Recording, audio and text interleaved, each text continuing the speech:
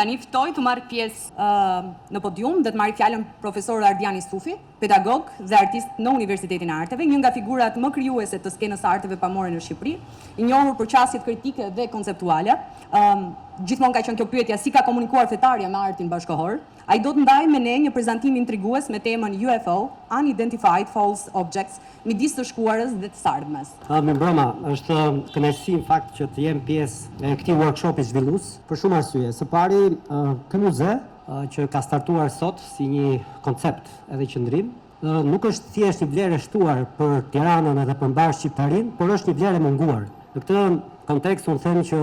është një fillim i mbar që neve gjithë bashkë të dialogojmë disa eksperienca që lidhin fillimisht me një element vertikal të religionit, po dhe me një pikpamje social-shoqërore politike. Dhe unë në fakt do flas në statusin e artistit, sepse dy projektet që do prezantoj janë propozime artistike dhe së fundi do propozoj dhe një projekt i cili është ongoing, është në vazhdim e sipër. Këtu jemi në Kavaj dhe unë si një artist i cili përpiqem shumë të analizoj artefaktet e objekteve urbane, arkitektonike, dhe padyshim që arkitektura është fytyra e një qyteti apo fytyra e një kombi, gjithashtu në mënyrë paralele hec edhe me artefaktet e historive të tyre. Jemi në një qytet të vogël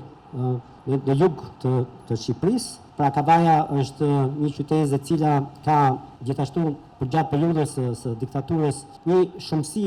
fabrikash, të cilat në fakt ishin një variant utopik i mënyrës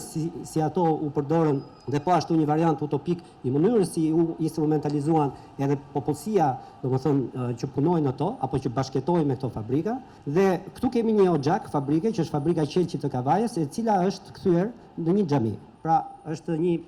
një minare ku një hoxh i zonës nga pasioni dhe dëshira për të rrëfyer ritualin e tij, çdo ditë hyp në këtë oxhak, i cili është kthyer në një minare dhe këndon ritin, domethënë ritin e tij, i cili në fakt në fund ju do ta shikoni nëpërmjet një video, sepse veprat e mia janë pak komplekse, janë në forma dokumentare, janë në forma ku marr shumë element fotografik, video apo dëshmi reale, të cilat bëhen bashkë duke të krijuar një qëmtim, edhe duke i sjellë në një farë mënyrë publikut një propozim për të analizuar. Veprat e mia nuk janë përgjigje, nuk janë përfundime. Janë thjesht një arsye për të reflektuar më shumë mbi situata të caktuara antropologjike dhe sidomos për të reflektuar më shumë mbi një të shkuar, domethënë të afërt, siç ishte periudha e diktaturës, ku kemi edhe këtu imazhet e hoxhës. Por çështja është që këto propozime artistike nuk duhet të jenë lokale. Këto propozime artistike duhet të jenë një dimension tjetër, duhet të jetë një dimension i shkëmbimit kulturor, shkëmbimit identitar. Dhe ky objekt që për mua është shumë i rëndësishëm për të kuptuar paqëndrueshmërinë e historisë tonë apo paqëndrueshmërinë e shoqërisë tonë, në periudha të caktuara që vazhdon pak edhe kështu si ongoing, mendoj që duhet të ishte një momentum i rëndësishëm për ta ballafaquar në Venecia. Për çfarë arsye? Jo vetëm thjesht për Bienalen e Venecias, që padyshim që është një nga eventet e rëndësishme, domethënë dhe sfidat e rëndësishme të artit bashkëkohor në botë, por edhe për faktin që fundit Venecia është, si të thuash, një embleme e kristianizmit. Kështu që kjo përballje ndërmjet religioneve, po edhe mund të themi edhe këtyre antropologjive të objekteve, padyshim që jep një analizë të re dhe jep, si thua, publikut një funksion të ri për të reflektuar. Kurse objekti i dytë, edhe unë si Doani do t'i bie pak shkurt, objekti i dytë lidhet në fakt me një bunker i cili ndodhet edhe këtu në jug të Shqipërisë, në një fshat të vogël që quhet Lin, pranë qytetit të Pogradecit. Këto shpjegime të detajuara sidomos i bëj për miq ndërkombëtar, sepse fundit ka nevojë që të dinë deri diku hartologjinë e këtyre toponimeve urbane dhe të këtyre objekteve arkitektonik. Kuptohet që për Shqipërinë bunkeri është padyshim një nga simbolet e izolimit. Qindra mijëra bunkerë u ndërtuan. Në fakt, ironikisht,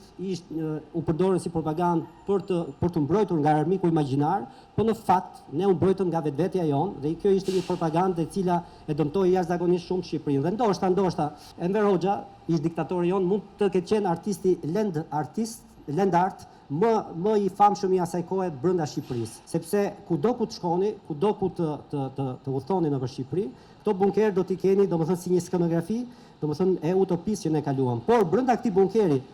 fshatarët e zonës kanë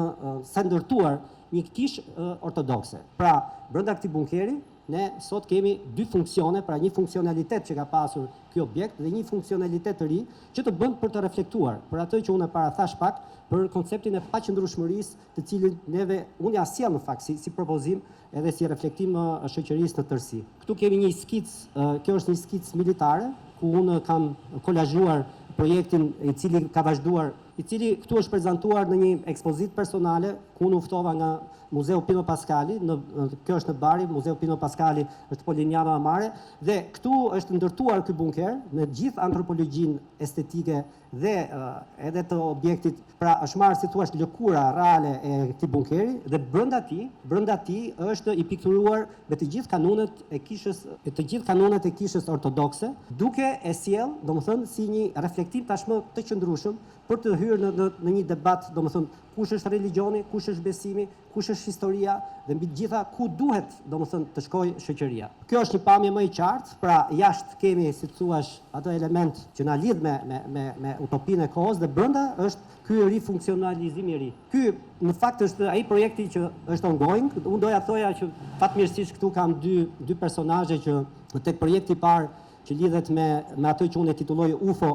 duke bërë një lojë fjalësh me UFO e famshme, por duke e kthyer UFO në objekte pra që janë të dështuara, në objekte që i kanë një lloj falsiteti brenda, është Artan Shabani, i cili unë në fakt e kam nisur të rrugtim të krijimit tim me këto projekte te Galeria Promenade, dhe gjithashtu është një surprizë ndoshta e këndshme edhe për Lucianon, i cili ky është projekti që është ongoing, dhe vazhdim. Këtu jemi në kishën e madhe të Shkodrës, e cila në periudhën e diktaturës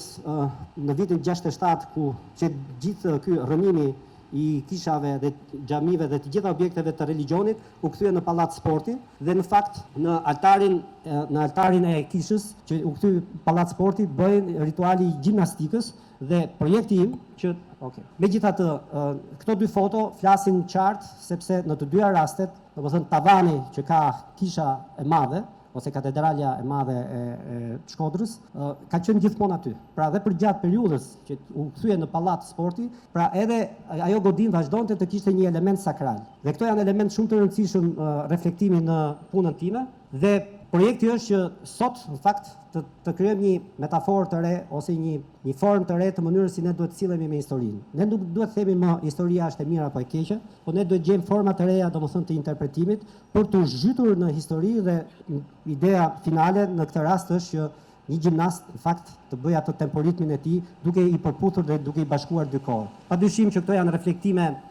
pak konceptuale, pak me një lloj udhëtimi historik, por unë mendoj që fundit arti bashkëkohor nuk ka për detyrë vetëm thjesht të sjellë estetikën e thatë, por ka për detyrë mbi të gjitha që të vëzhgojë sa më shumë brenda, domethënë ngjarjeve që ka shoqëria jonë dhe të cilat mund të jenë një lloj pasqyre edhe për shoqëritë e tjera. Megjithatë doja thoja që një shkrimtar i famshëm, për ta mbyllur,